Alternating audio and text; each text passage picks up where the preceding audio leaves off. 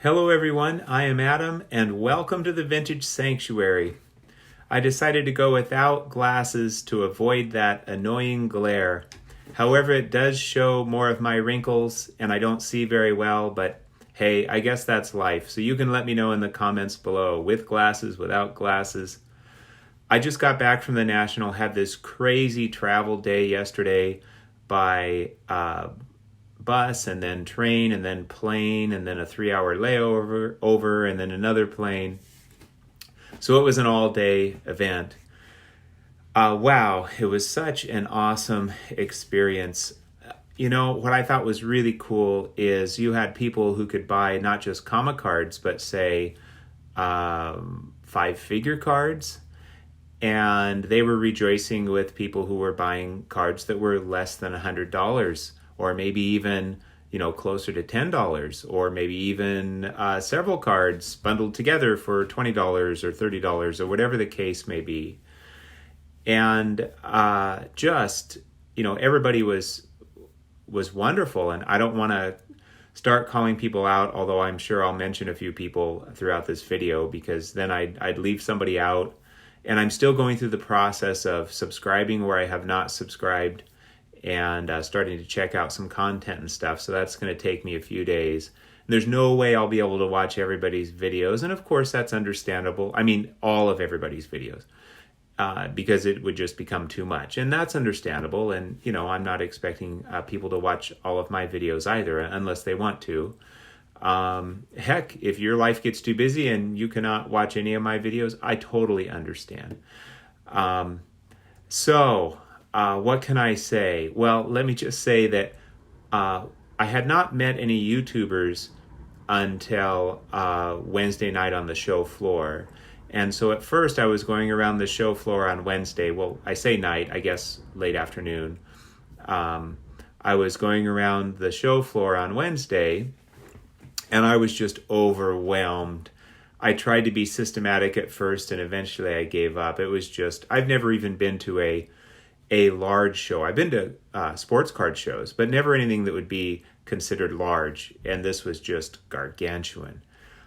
I was so overwhelmed. I mean, it was a good thing, because of course I love cards. I love vintage. There was lots of modern, but lots of vintage as well. But I was so overwhelmed. I said, I need to just focus on a single card. So I saw some other cards too, but I was going around mostly looking for one single card, which would be a Grail card for me. And this is the card I'm going to show off today. And then over the next, week or two, I'll show off most of the rest of the cards I got at the National. And then some of the Yankee contributors, I may not show them off for a while. So I'm just going to kind of spread it out like that. But I didn't want to keep you hanging. I wanted to show you the big one today, which cost, I believe, over 10 times as much as I spent on any of the other cards I got at the National. Is that true? I believe that's true.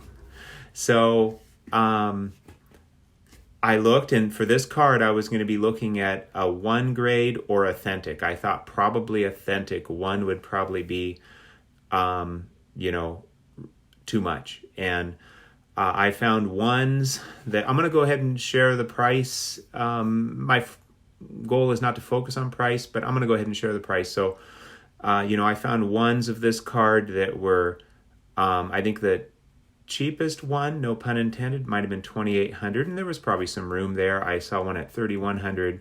I certainly saw several ones around $4,000 asking price or more.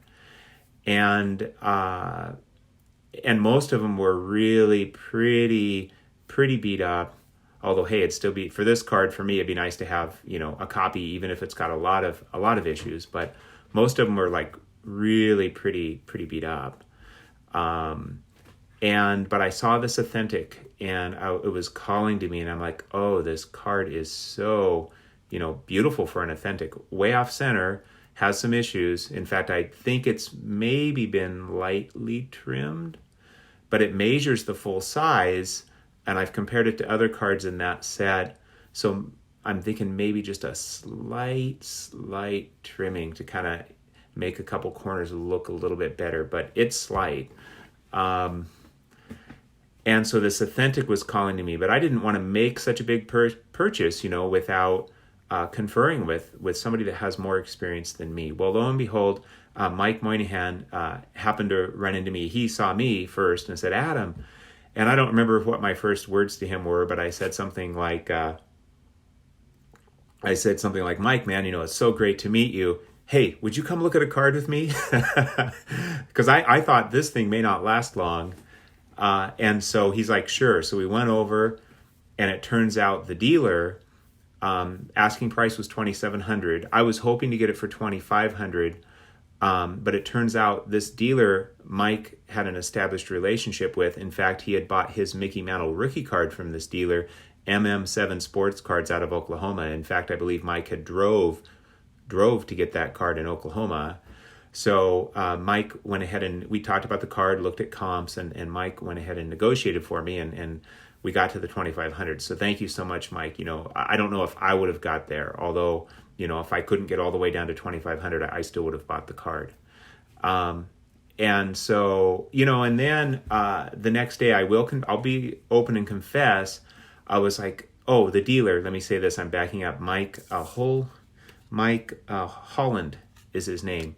He told me, he said, you bring this back anytime during this show and I'll give you your $2,500 back, all of your money back, if you want to get something else or find one you like better. I mean, wow, that's amazing. So because he gave me that option, the next day I was like, should I take this back? But I don't think it had anything to do with the card. I think it was I just spent a ton of money because I had some coin money and I'd done some saving. But my budget used to be a lot less. Now our kids are out of the house, so now I have a bigger budget, but also I had saved some money and sold a couple coins, most notably the big one I made the video on. So I had the bucks, and I thought, it's not going to be that often I have this type of bucks, or at least I have to work to have this type of bucks for sure. Have to, buy less, save up, sell some coins, yada, yada. So I think it was just a combination of, the show's overwhelming. I've flown across the country. I haven't been on a big trip in a long time. I'm meeting a lot of new people. I just spent a crazy amount of money on a card, and it's graded and authentic. And so, I was like, oh, should I take it back? But now I'm so glad I didn't. It really wasn't about the card. It was just about, making such a huge decision and everything else that was going on. All right, let me show you the card. Let me turn this around. Now, yeah, when I've measured this, it measures full, but I think there's just a very light trimming on the top. The 1952 Topps Willie Mays. It's got a little, I think that's a factory paper wrinkle up there. It's almost miscut, or maybe you could say it's miscut on the back, but it looks like there's just a tiny border. But it is fresh and sharp. Hey, if you trim it a little bit, that'll make it sharp. This is something I didn't realize. His first big league hit was a home run.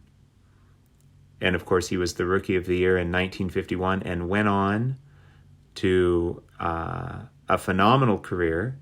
And he's still with us to this day. And he went into the Army in May of 1952. If he hadn't spent that time in the Army, his stats would probably be even more, and his accomplishments even more amazing. All right, let me show you the front.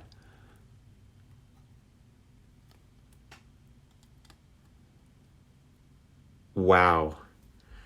The ones I was looking at, they had lots of either, lots of surface wear, lots of, I guess you could say, almost like streams and valleys of surface wear. I'm not sure how to describe it, but you know what I mean. Lots of creases, lots of surface wear, paper loss. They just looked, they looked well loved, to say the least. And hey, I mean, having one of those could be nice too, for sure. But the color on this card, the freshness of this card, just wow. I mean, to me, the image and registration are the most important thing. The off-center doesn't even bother me at all because, I mean, I knew this was already way pushing my budget. There's that top edge, which I think is the one that was trimmed. But again, I'm no expert, so maybe I'm wrong about that, or maybe another edge was trimmed. I think it's factory indentations. See that right there by my thumb? Almost looks like branches, although it could be maybe, someone wrote on it with a pencil or something. I don't see that though, but I don't know that would hold it back from grading. I don't think so, but again, I could be wrong, and that doesn't bother me. I mean, wow. Let me compare this. I compared it to several of my 52 tops as well as measuring it. So you can always pause the video and see what you think. Yeah,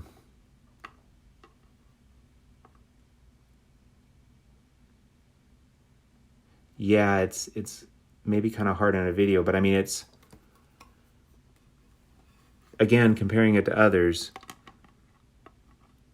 the Willie Mays actually looks as wide as any of them. In fact, it almost looks a little wider.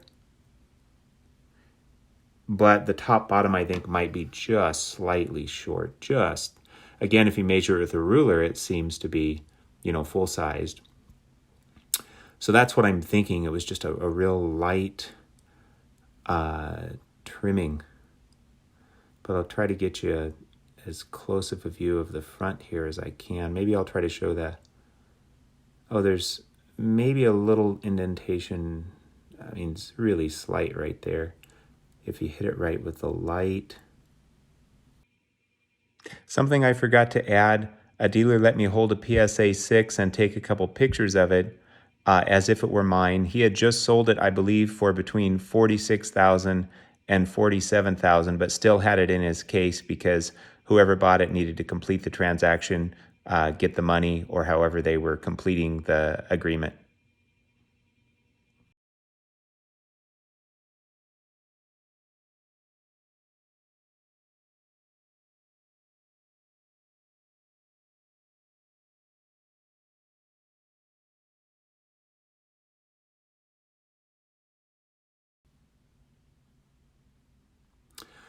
I guess I'll try to show this top edge on the back, see if you can see that. See if you think maybe that looks like it was trimmed. I mean, it doesn't really matter to me, actually. I don't care if it was the top edge or the bottom edge, or I don't care if it's authentic for some other reason. I don't care if it never gets a numerical grade. I don't expect it to. I'm just super stoked to have it. I just think it's absolutely gorgeous. And so this is a Grail card for me. And, if I want to, this goes a long, long way to completing a Willie Mays Topps run. Obviously, I wouldn't have his Bowman rookie. So that's not something I'm committed to doing, but, it's possible that I could end up there at some point, along with my other collecting goals. It's possible that could eventually become a goal, and I could have the complete Topps run of Willie Mays, which I think would be really cool. But for now, it's just about, picking up cards that speak to me. Did this card speak to me? This card was screaming to me, buy me. And I had to discipline myself to not buy the darn thing until I ran into someone like Eric, Those Back Pages, or Mike, who happened to run into me, or any of a host of other, James, Elite Hunter, or any of a host of other, YouTubers that have a whole lot more, collectors that have a whole lot more knowledge and experience than I do. Thank you, my friends, for sharing in my joy. If you like purple, cards with purple, wow. I mean, this thing is just screaming awesome. Would I be happier if this was a 10? Well, I mean, heck, I'd sell the 10, right, and buy every card I ever wanted, probably. But other than the fact that it would be worth a lot of money and I could leverage that money. But would I be happier if it was a 10? No. I mean, I just don't know how it's going to get any more gorgeous. Would I be happier if it were better centered? I actually think the answer is no. I love it just the way it is. This is getting really long. Thank you, my collecting friends. I hope you had a wonderful and peaceful time in the Vintage Sanctuary.